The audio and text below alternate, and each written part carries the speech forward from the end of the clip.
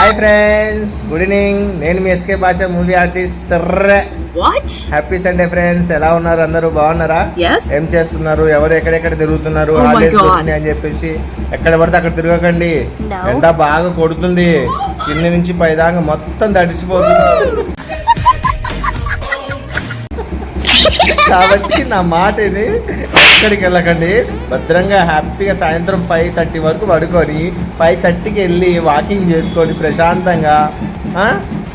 ప్రతి ఒక్కరు నా వీడియోలు చూస్తున్నారు కదా, మర్చిపోకుండా వీడియోలు చూడండి, లైకులు కొట్టండి, కామెంట్ పెట్టండి, షేర్ చేయండి, సబ్స్క్రైబ్ చేయండి.